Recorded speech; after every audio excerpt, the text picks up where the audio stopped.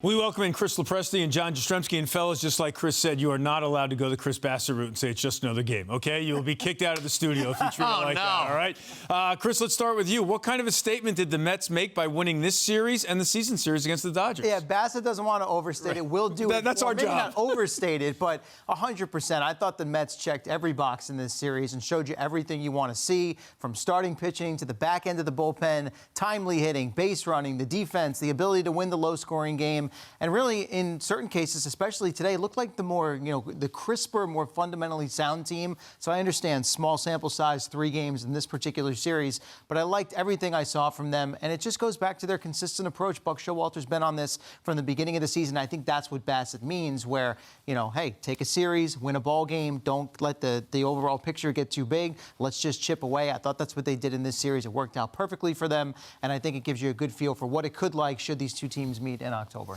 No doubt. The Mets belong. We know that. They have been a team that has played at a high level all year. They fought, if you go back to the series they played in Los Angeles, where they weren't at 100%, and they found a way to split that series. And look, they lose the first game. DeGrom comes back. Nimmo makes the spectacular catch. Now, they were set up in this game because Clayton Kershaw was not going to go particularly deep. This was not the Clayton Kershaw version that you will get come October. The Mets also did not get Urias, who is top-notch, and Gonsolin, for that matter. So to say that this is now the coup de grace of what you're going to see come October, be careful. It's going to be a much different Dodger team, but the Mets belong. Can the Mets beat the Dodgers in a postseason series? Yes. Did they affirm that belief by what they did over the last couple of days? Lindor with a big hit, bullpen doing a spectacular job. That's my biggest takeaway. The bullpen that has been much maligned outside of Edwin Diaz was great in this series. Yeah, you guys both mentioned that, and Adam Ottavino pitched very well in the last 2 games as well. All right, you mentioned the bullpen and Edwin Diaz. He dials it up to 103 we saw in the highlights. JJ, are we witnessing the best regular season for a reliever since a guy named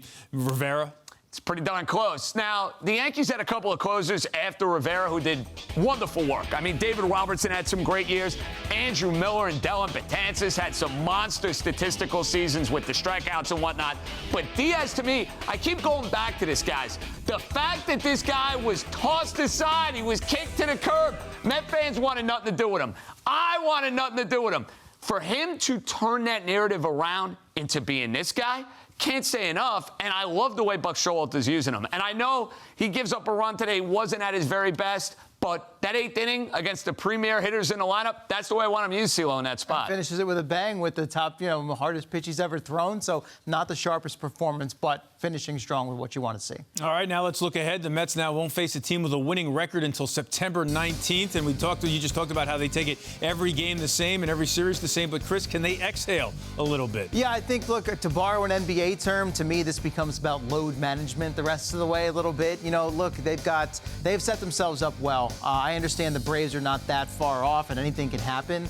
But because of the schedule, the fact that they've built themselves a comfortable lead, they've got guys functioning well right now. Scherzer and DeGrom are going well. Really, you just want to continue, keep the good vibes going, make sure everybody's healthy and available. They just got Escobar back. We'll see about getting McGill back, Luis Guillorme. They got some guys that need to get back over the course of the next couple of weeks. But just kind of put it on cruise control here. Not too high, not too low, consistent, like we keep coming back to, and get themselves into October feeling good about themselves and having overall a healthy roster, especially at the top of the pitching staff.